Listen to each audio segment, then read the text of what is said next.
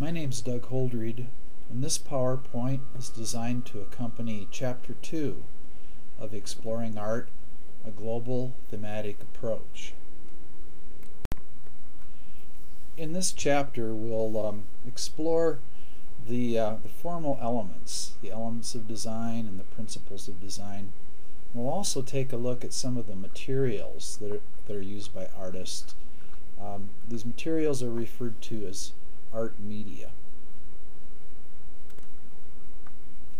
The formal elements, or the elements of design, include line, which describes the outside edge of forms, light and shadow, or value, color and color theory, texture and pattern.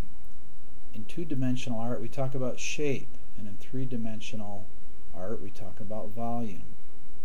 We'll discuss space, and we'll look at the way in which artists depict time and motion, and then we'll take a look at how chance and improvisation enter into the artistic equation.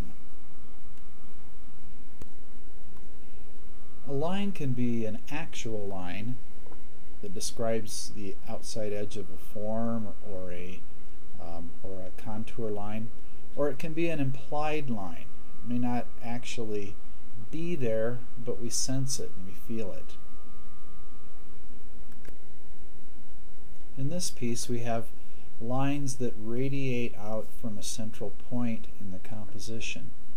This is a piece that's inspired by traditional Aboriginal Australian native art. You may not always think of sculpture as having a line as one of the elements of design, but I think you can see in this piece that there's a very strong vertical linear arrangement, lines that go up and down. One of the characteristics of color is what we call value. It's the arrangement of lights and darks, or lights and shadows. In this slide you can see on the top an achromatic value scale ranging from very dark or black on the left to very light or white on the right. Here we see the effect of color mixing when we start with the three primaries in the subtractive color system. Red, yellow, and blue are the primary colors. When we mix primaries together we get a secondary color, like orange if you mix yellow and red together. And here's a color wheel. The primary colors, yellow, red, and blue, are equally spaced on the color wheel.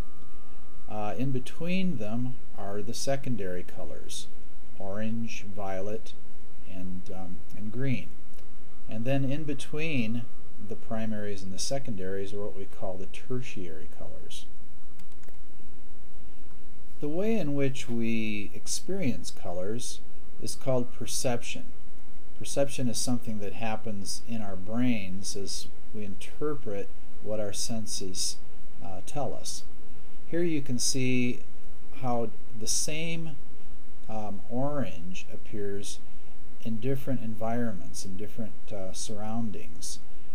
The surroundings, or the context in which the color appears, create it to a situation in which that same orange can look more or less high or low value depending on its relative relationship to its environment. Texture and pattern are also elements of design. Sometimes texture is actual. In other words, you could feel it with your fingers. Sometimes it's visual. Pattern refers to the regular repetition of some visual element.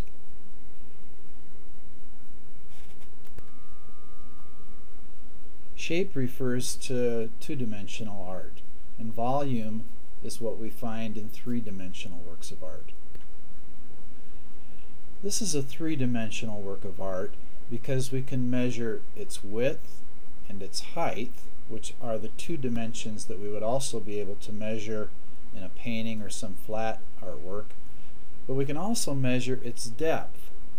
So this is three-dimensional. We can measure height, width, and depth. Perspective is a device that artists discovered during the Renaissance period, which creates the illusion of three-dimensional space. One kind of perspective is what we call one-point perspective, where all of the lines in a drawing converge on a single vanishing point. In two-point perspective, objects appear to recede into the distance as the vanishing points focus on two separate vanishing points on the distant horizon. With three-point perspective, we add another vanishing point, which gives us a sense of height and of the receding dimensions of things as they are high above us or below us. The principles of composition include balance and rhythm, proportion and scale, emphasis, unity, and variety. Balance can be symmetrical, where the visual weight on either side of a center line is equal, or asymmetrical, or radial, where the balance is relative to a center point.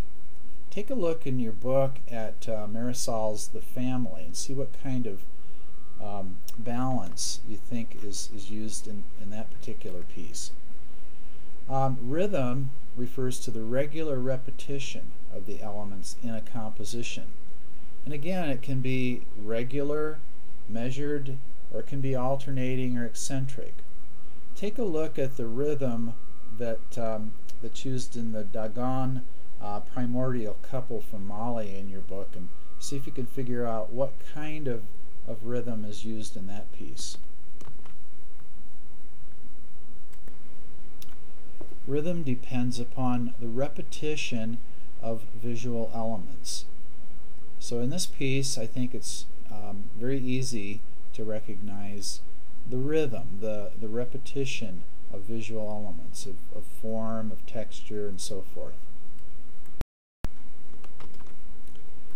Proportion and scale are two ways of looking at the size and the relative size of things. When you look at a piece like the Venus of Willendorf, we have a work of art that's very, very small in scale. Emphasis refers to the focal point that the artist wants us to pay particular attention to. Unity is established by similar elements that give a work of art a sense of cohesion. Variety, on the other hand, provides a little bit of interest and breaks the monotony of similar elements. Art materials or media refer to the stuff that the artist uses to make their artwork. And this can be natural materials or synthetic materials. And we call these materials media. There's a chart on page 52 and 53 in your textbook that talks about some of the common art media and processes that artists use. Take a look at that when you have a chance. Here's a piece where the artist has used natural materials to create a work of art. This, of course, is from a more traditional culture.